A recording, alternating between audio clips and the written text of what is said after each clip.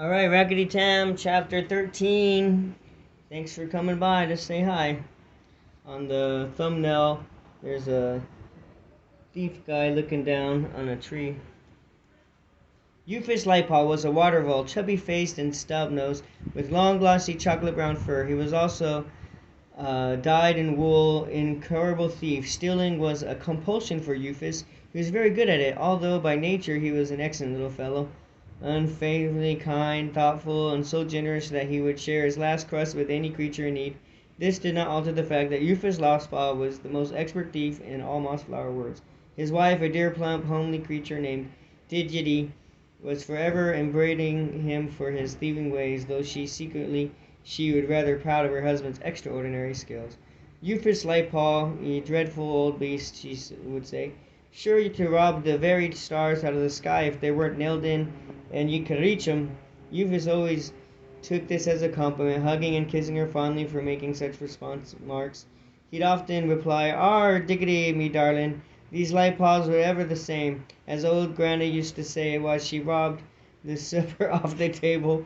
"Don't fuss yourself, me pretty," said Sugar Plum Pie, "and I'll go out and borrow something grand for you." Euphis and Diggity lived in a neat bank burrow by a lake, the very one where wandering Walt had cooled his wasp-stung tail. Their home boasted an exceedingly well-distinguished entrance, which could hardly merit a second glance from the outside. Inside, however, was a veritable treasure cave. From wall to wall, across the ceiling and over the floors, it draped, hung, adorned from trophies of the water vole's highly questionable enterprises. There were pictures and musical instruments, plates and bowls and jugs and jewelry, everything from carved tail rings to woven paw bracelets, necklaces, brooches, headbands shone and glimmered in a rainbow hue on many patterned lanterns. All in all, it was a wondrous dwelling to behold. Euphis roamed far and wide in search of plunder. He was well versed in woodland lore, and knew the movements of most creatures throughout the green forest of copses, glades, and ancient tree groves of mossflower. It was a still, sunny noontide, where the water vole, scouting in the northwest woods, spotted a magpie nest. Euphis liked nothing more than thieving from a thief. Magpies were known to steal from bright objects to decorate their nests. He hid behind the trunk of an elm, settled down to scrutinize the bird's abode. For a short while, Euphis was rewarded by a flash of black and white plumage as large as handsome magpie flew out of the nest. He watched it wing its way between the trees gracefully, a wedge-shaped tail, fan-like wings, weaving the foliage as it headed toward the southwest fringes, and looped a coil of tough climbing rope from his middle. Euphis murmured, "And a fond goodbye to you, sir. Don't hurry back now." Robbing a magpie nest could be a dangerous task. Big and strong, these birds were fierce predators and totally ruthless with any beast trespassing in their nest. The magpie was almost out of sight when an arrow zipped toward it, transfixing it. The bird fell to the earth, all ungainly jumbled feathers, letting out a single harsh squawk. Overcoming with curiosity, Euphis wound the rope about his waist and ran in the direction where the magpie had fallen. Acutely aware of the danger the vole thief went cautiously. He was almost at the spot when he noted movement in a fern bed. Euphis dropped behind a shrub, his paw going to a small dagger in his belt. Apart from stoneling, this was the only armament he carried. A stone sling. For Eamon, with fur patching of white to light tan, with lightness in the suns, and emerged from the grove of tall ferns. Each was armed with a short curved bow, quiver of arrows. One of them retrieved the magpie's limp body, remarked to the other, "This leaves only thee to get a bird, Crick. So far we have taken the wood pigeon, the starling, and the magpie twixt us three. Woe be it to thee if Lord Gulo sees returning empty pod." Toting their bag of dead birds, the three moved. There we go. From the branches which the hazel. Kirk, who was the proficient archer, shot the bird by pure fluke, slaying it with his first arrow, flinging and thrusting across his shoulder. and set back to camp, Euphis Lightpaw hot on his unsuspecting heels. Shortly thereafter, the water vole was perched in a huge high barberry shrub, studying the vermin camp. Other creatures may have been fearful of the sight of 100 assorted ermine and foxes, but not Euphis. He saw the warriors of Gulo as a source of valuable loot. Many of them wore bracelets and paw rings, necklaces of amber, gaudy shells, and coral. There were also a goodly selection of weapons and evidence. Euphis determined to bring his wife Diggity a few trinkets, bracelets, and such. For himself, it was mainly a big blade he coveted, a sword. Neither having owned one, the vole dreamed of roaming the woodlands, sporting a decent blade at his side. Euphis settled down and awaited the coming of darkness. When the vermin were asleep, the camp was quiet, he would go to work. The thief rubbed his paws with anticipation. Gulo the savage gnawed on a partly cooked dove. Close by, the tide and the rope running through their necks in a stake, the two remaining river rats, Run Eye and Blue Snout, cringing on the ground. The pair scrambled, fighting each other for scraps tossed to them by the wolverine. He eyed them disdainfully. So them, scum, how far off lies the Redwell place? Run Eye had to think for a moment. Oh, you by not too far now, Lord, not too far, I think. The wyvern frightened them badly as he leaned forward, baring his fangs with the open mouth half filled with meat. Tell me again, what manner of beasts be those within its walls? How many strong are they, eh? Blue Snout whimpered. Just woodlanders beasts, Lord, not warriors, just mouses and moles, edge pigs, and not many. They be peace-like, never fought you, Lord.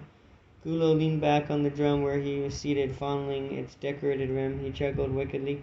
Woodland creatures, not many in number and peaceful. Methinks I like the sound of it. What do you say, Shard? The White Fox captain reserved his judgment. 'Tis fortunate for us, but only if the rat speaks truly, Lord. The savage eyes narrowed mentally. Wisdom spoke in Shard. I have it in mind that thou shalt take a score and scout out the Redwell place in secret. Only then shall we know the real truth. He leered cruelly at the two rat captains. If ye have lied to Guno, I have a special punishment in reserve for ye. One will last many days and nights.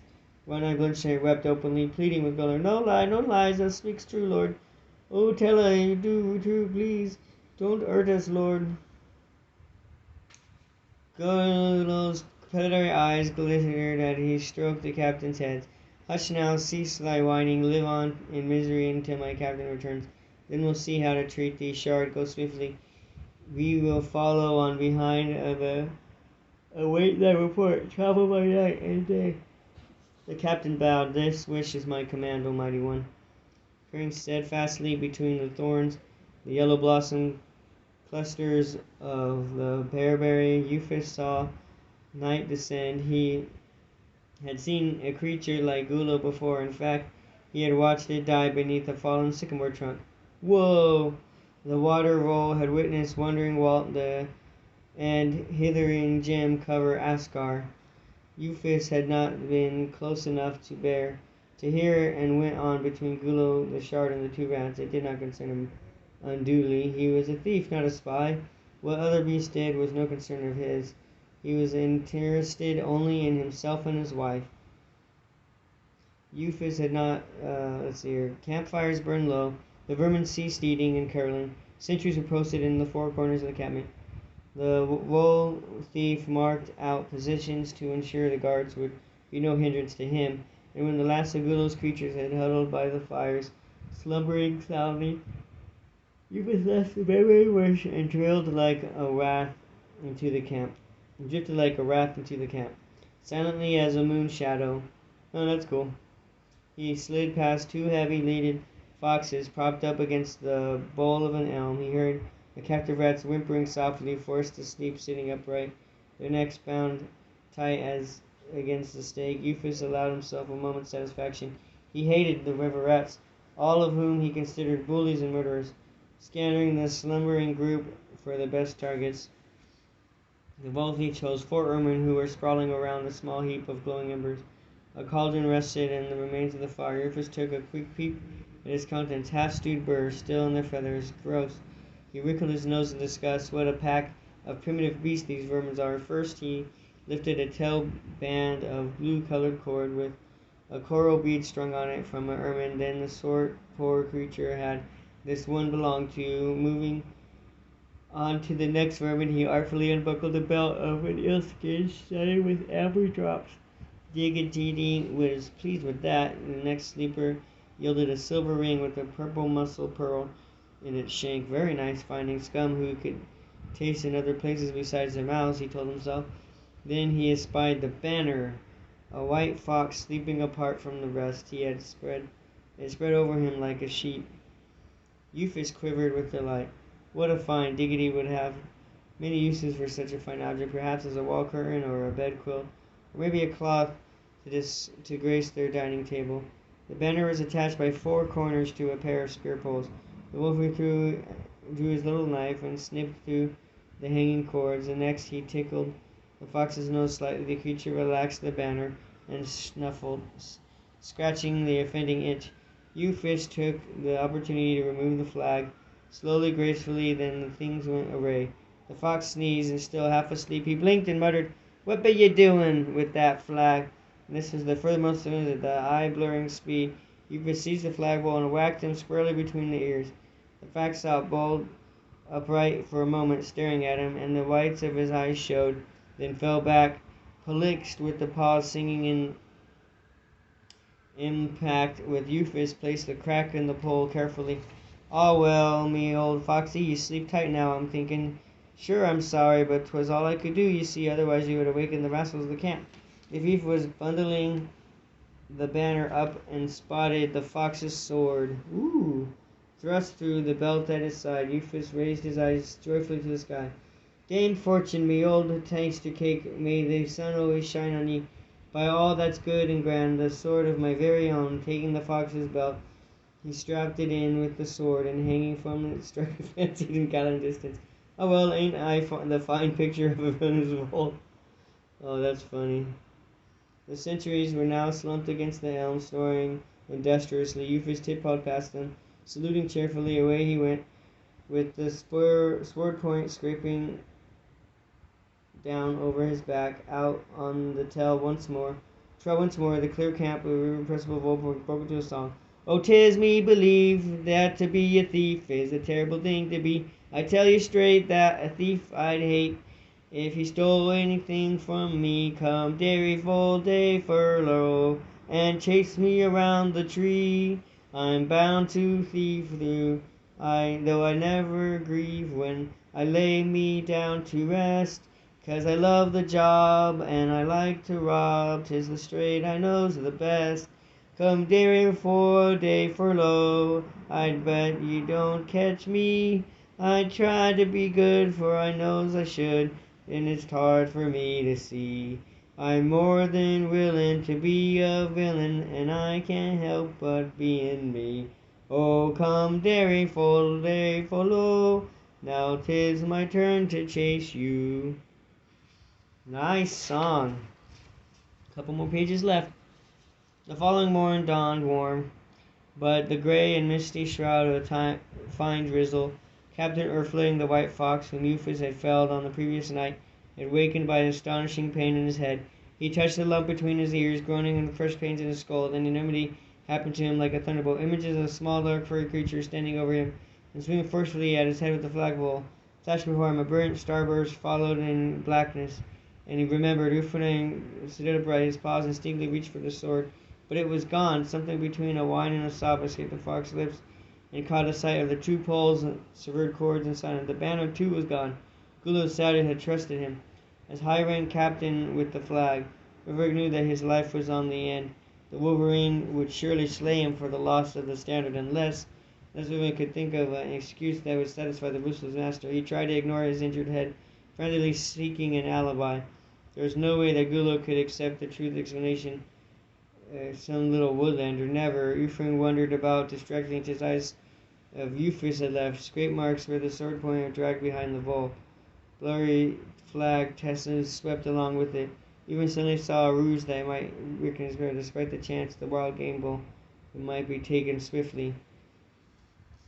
Gulo had become accustomed to the fair weather of this new land, but not a lover of the rain or even the drizzle. On his orders, the guards erected a canvas over a low tree limb where he sat, gazing sourly into a smoking fire, awaiting the arrival of better conditions. No beast was more surprised than the wolverine when Ufo had become hurrying, staggering out of the mist, scattering the fire and lurched into the awning, knocking the canvas loose. Collapsing in a heap, the captain gasped hoarsely, "Asgore! It was thy brother Asgore, Lord!" Gulo sprang up, grabbing a captain, and pulled him from the wreckage and hauled him upright. "My brother, where? When? Speak, you fool!" Euron did not have to put on an act. Genuinely terrified, he babbled out, "I was almost killed, Lord, knocked senseless. I have just awakened and come here straight to thee. During the night, sir, thy brother had scared to come, and he stole my sword and the banner. He knocked me over the head with the pole, sir." Gulo shook the fox like a rat, covering the face, Scuddle as he bellowed, "Was it really Asgore? Which way did he go?" Pointing trembling in Paul's direction taken by Euphis. "Truly, 'twas thy brother, Lord. Methinks he went that way, north." Dragging the captain along by his ears, Gulo yelped at the orders, "Guards, guards, to the north, find me a trout." Yanking Euphor's close, he brought his eyes to him. "The walking stone, did he have the walking stone?" Hal was captain up until Paul's felt only those ears' roots. "Mighty one, I did not see it happen so swiftly." The MacGuffin was Gulo's best tracker. Down on all fours, examined the ground. "Over here, sir, I see marks." Gulo was quivering all over as he knelt beside the tracker. "What do you see?" "Tell me those are that of the brother of mine." Thorberk glanced over the wyvern's shoulder and caught the nod from Ufern's frightened face. The tracker was no fool. He took the wise course, knowing death could be a result of an unfavorable answer to this ruthless chieftain. "Only mighty beasts such as thee can leave a deep claw mark, Lord. The blurring edges mean that the creature had long hair and paws like thine. The drizzled rain had not helped this trail, but it looks very like thy brother's mark, sir." Lulu the savage threw back his head, letting out a screeching howl and triumph. "Yahar! I knew it! It's Asgore! We'll go north now!" Alright. Tune in to chapter 14 next week. And have a great day. Bye-bye. Bye-bye now.